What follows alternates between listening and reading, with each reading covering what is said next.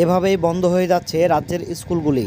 কে পড়াবে বাঁকুড়ার স্কুলে? দুই শিক্ষকের ডেপুটেশনের মেয়াদ শেষ হতেই আন্দোলনে কচিকাঁচা পড়ুয়ারা। শিক্ষা প্রতিষ্ঠানের বয়স 11 বছর, কিন্তু এখনও স্থায়ী শিক্ষক নেই। অবসরপ্রাপ্ত এই অতিথি শিক্ষক দিয়ে আবাসন, কখনো অন্য স্কুল থেকে ডেপুটেশন পাওয়া শিক্ষক দিয়ে স্কুল চলত। শিক্ষকের অভাবে একাধিক সংকটের মুখে বাঁকুড়ার ঘাট জুনিয়র হাই স্কুলে। ডেপুটেশনে থাকা 3 শিক্ষকের মধ্যে 2 জনের মেয়াদ শেষ হওয়ার আবার নিজের স্কুলে নিজে যাচ্ছেন, কিন্তু 2 শিক্ষককে কিছুতে ছাড়তে রাজি নয় শিক্ষার্থীরা। 2 শিক্ষকের ডেপুটেশনের শেষে দিনে ফ্ল্যাগ এবং পিস্টন হাতে নিয়ে আন্দোলনে নামল খোদেরা। প্রত্যেকের মুখে একটাই কথা, যেতে দেব না আমাদের এই স্কুল থেকে। বাঁকুড়া জেলার সোনামুখী ব্লকের খাগ গ্রামের অবস্থা ঘন জঙ্গলের মধ্যে। খাগসহ আশপাশের গ্রামগুলিতে কচিকাঁচাদের পড়াশোনার জন্য পাড়ি দিতে হয় প্রায় 6 কিলোমিটার জঙ্গল পথ। হাতি এবং অন্য বন্য যন্ত্রদের আক্রমণের ভয়ে অনেকেই পড়াশোনার মাঝপথে থামিয়ে হয়েছে স্কুল ছুটি। তবে 2013 থেকে 14 শিক্ষাবর্ষে খাগ গ্রামের জুনিয়র হাই স্কুলে গড়ার সিদ্ধান্ত নেয় স্কুল শিক্ষা দপ্তর।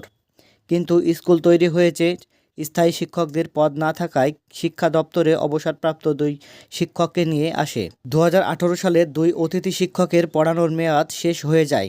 নতুন শিক্ষক নিয়োগ না হওয়ায় 2018 সালে বেশ কিছু দিনের জন্য স্কুল বন্ধ হয়ে পড়ে। গ্রামবাসীদের লাগাতার বিক্ষোভের আন্দোলনের পরে 19 সালে স্থায়ী পাঁচল হাই স্কুল থেকে 2 শিক্ষককে খাগ জুনিয়র হাই স্কুলে ডেপুটেশনের, কিন্তু 2021 সালে তাদের ডেপুটেশনের মেয়াদ শেষ হয়ে যায়। আবার বন্ধ হয়ে যাচ্ছে স্কুল। 2021 থেকে 2022 সাল পর্যন্ত স্কুলটি বন্ধ ছিল। 2023 সালের অন্য স্কুল থেকে 3 শিক্ষককে ডেপুটেশনে পাঠিয়ে খাগ হাই স্কুলে চালু করা হয়, কিন্তু এবছরে যেতে না যেতেই আবার বন্ধের মুখে পড়ল ওই স্কুল। ডেপুটেশনে থাকা 3 শিক্ষকের মধ্যে সোমবারই 2 শিক্ষকের ডেপুটেশনের মেয়াদ শেষ হয়ে গিয়েছে। মঙ্গলবার থেকেই ওই 2 শিক্ষক ফিরে যাবেন নিজেদের স্কুলে। খাগ জুনিয়র হাই স্কুলের 5ম থেকে 10ম শ্রেণীর 4টি ক্লাসে প্রায় 90 জন পড়ুয়া পঠন পাঠনের দায়িত্ব পড়েন। ডেপুটেশনে থাকা মাত্র একজন শিক্ষক কাঁধে নেন, তার কাঁধে 4টি শ্রেণী পড়ানোর ভার।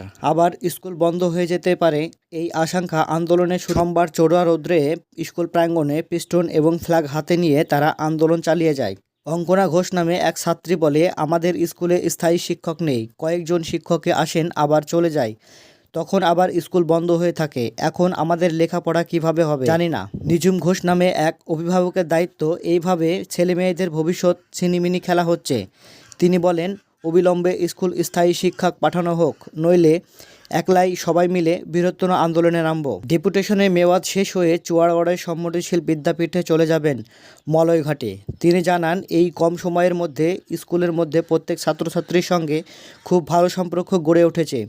তিনি বলেন, গ্রামের মানুষ আমাদের আপন করে নিয়েছিলেন, সবাই খুব আন্তরিকতা, কিন্তু নিয়ম মেনে আমাদের নিজেদের স্কুলে ফিরে যেতেই হবে। ভেবে কষ্ট হচ্ছে যে মঙ্গলবার থেকে আর স্কুলে আসতে পারবো না। এই শিক্ষকের সমস্যা শেষ কোথায় বাঁকুড়া জেলার?